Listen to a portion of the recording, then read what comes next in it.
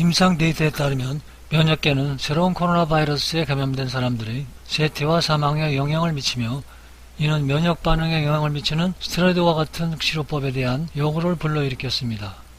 그러나 이러한 치료 중 일부는 면역 체계를 억제하기 위해 광범위하게 작용하여 바이러스 감염을 억제하는 신체 기능을 실제로 방해할 수 있다는 두려움을 가중시킵니다.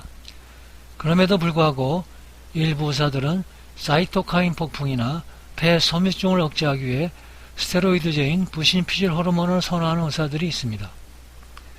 이런 스테로이드는 짧은 작용의 하이드로코티손, 중간의 그루코코티코이드, 긴 작용의 덱사메타손, 장기간의 트리암시놀론 등이 있습니다. 학자들이 종합 의견에 따르면 바이러스성 폐렴의 사이토카인 폭풍 치료에 그루코코티코이드의 사용은 논란의 여지가 있었습니다. 스테로이드제인 그루코코티코이드를 사용하면 염증 반응을 억제하고 폐병변의 진행을 예방할 수 있으며 호흡기 증상 및 저산소 혈중, 특히 바이러스 감염으로 인한 사이토카인의 폭풍의 억제를 개선하여 폐 증상이 계속 증가하는 것을 막을 수 있습니다.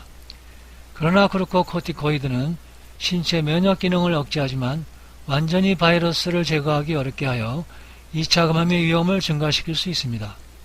그래서 환자가 병원에서 퇴원할 때 어떤 유형에 관계없이 체온이 적어도 일주일 동안 정상으로 유지되어야 한다고 지적합니다. 왜냐하면 그루코코티코이드를 사용한 환자의 경우 호르몬을 완전히 중단하고 퇴원 시 정상 온도로 돌아가려면 적어도 일주일이 걸리기 때문입니다. 그러나 사스 환자의 코티코스테로이드 사용에 대한 메타 분석에서 보면 4편의 연구에서 의미 있는 데이터를 제공했으며 결과는 모두 코티코이드 사용의 유해성을 보고했습니다. 첫 번째는 사스 관련 정신병이 있는 군과 정신병이 없는 사스 환자에 대한 사례 대조 연구였습니다. 모두 코티코스테로이드를 치료받았지만 정신병이 발생한 환자는 그렇지 않은 환자보다 누적 용량이 더 많았습니다. 두 번째는 심각하게 아프지 않은 사스 환자 16명의 무작위 대조 시험 연구입니다. 하이드로코티손을 투여받은 9명의 환자는 감염 후 2주와 3주에 0.9%의 식염수를 투여한 환자보다 더 큰 바이러스 혈중을 보고했습니다. 나머지 두 연구는 코티코스테로이드 치료와 연관된 합병증으로 당뇨병과 무혈성 괴사를 보고했습니다. 중국의 코로나 바이러스 환자에 대한 가장 초기 분석 중 일부는 폐를 파괴하고 죽이는 것이 바이러스만이 아니라고 했습니다. 오히려 과민성 면역 반응으로 인해 사람들이 심하게 아프거나 사망할 수도 있었습니다. 코비드19로 중병에 걸린 일부 사람들은 사이토카인이라고 불리우는 높은 혈중 단백질 수치를 보였으며 그중 일부는 면역 반응을 증가시킬 수도 있습니다. 이상적인 카운트는 IL-6 활성을 차단하고 폐로의 대식세포의 흐름을 감소시키는 약물일 것입니다. IL-6 억제제로 알려진 이러한 약물은 류마티스 관절염 및 기타 장애의 치료를 위해 이미 존재합니다.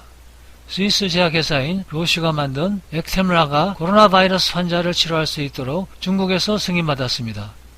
그러나 특이한 것은 논란의 여지가 있는 스테로이드 중 흡입제로 사용하는 하이드로코티손 제제가 항바이러스 작용을 한다는 것입니다. 시클레소니드는 면역작용을 억제하는 스테로이드를 흡입하는 타입의 천식 치료제입니다. 흡입된 코티코스테로이드 시클레소니드는 바이러스성 NSP15를 표적으로 하여 코로나 바이러스 RNA 복제를 차단한다는 것입니다. 이것을 처음 알게 된 것은 코로나19 집단 감염이 발생한 크루즈선 다이아몬드 프린세스의 승객을 치료했던 가나가와 현립 아시가르우의 병원 의료진들이 코로나19 환자 3명에게 전식 치료제인 시크레소니드를 투여한 후 이 3명은 증상이 개선됐다는 보고가 일본 감염증 학회의 웹사이트에 게재됐다고 3일 NHK가 보도하면서 보도였습니다. 3명 모두 65세 이상으로 위독한 상태는 아니었지만 산소 흡입을 하고 있었습니다. 지난달 20일 시크레소니드를 투여한 후 이틀 정도 후 증상이 개선되었으며 3명 모두는 현재 건강하게 살고 있습니다. 그래서 숙주염증 및 메르스코비 복제를 차단하는데 이중 기능을 가질 것으로 예상되는 스테로이드 화합물을 화학 라이브러리부터 스크리닝하였습니다. 특이한 것은 이 라이브러리 내에서 흡입된 코티코스테로이드인 시클레소니드는 배양된 세포에서 인간 코로나 바이러스 복제를 억제했지만 호흡기세포 융합 바이러스 또는 인플루엔자 바이러스의 복제는 억제하지 않았다는 것입니다.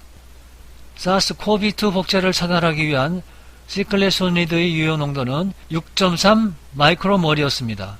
일반적으로 사용되는 전신 스테로이드인 코티손, 프레드니솔론 및 덱사메타손은 바이러스 성장을 억제하지 않았고 일반적으로 사용되는 흡입 스테로이드 프로티카손도 바이러스 성장을 억제하지 않았습니다. 바이러스 복제 약물 표적을 확인하기 위해서 저자들은 시클레소니드 및 모메타손의 존재하에서 11번의 연속적인 메르스코비 계대를 수행했으며 그들은 클레소니드에 대한 내성을 키웠지만 모메타손에 대해서는 저항성이 없는 돌연변이 바이러스를 생산할 수 있었습니다. 그 후 그들은 차세대 시퀀싱을 수행하고 비구조 단백질 15에서 아미노산 치환이 시클레소니드에 대한 바이러스의 저항에 대한 예측 메커니즘으로 확인되었습니다. 연구자들은 아미노산 치환을 갖는 제조와 바이러스를 성공적으로 생산할 수 있었는데 이는 시클로소니드의 항바이러스 효과를 극복하여 시클로소니드가 NSP15와 상호작용한다는 것을 시사합니다. 돌연변이 바이러스는 모메타손에 의해 억제되었으며 모메타손의 항바이러스 표정은 시클레소니드의 항바이러스 표적과 다르다는 것을 시사합니다. 마지막으로 사스코비2 복제 억제에 대한 시클레소니드 및 모메타손의 효과를 평가하였습니다. 두 화합물 모두 로피나비르와 유사한 효능으로 바이러스 복제를 억제하는 것으로 밝혀졌습니다. 이러한 발견은 흡입 스테로이드를 필요로 하는 코비19 환자, 특히 시험관 내에서 바이러스 복제를 증가시키는 것으로 나타난 다른 코티코스테로이드에 대한 대안으로서 시클레소니드 및 모메타손을 더 나은 옵션으로 평가하도록 권장해야 합니다. 이것은 향후 임상 연구에서 평가되어야 합니다.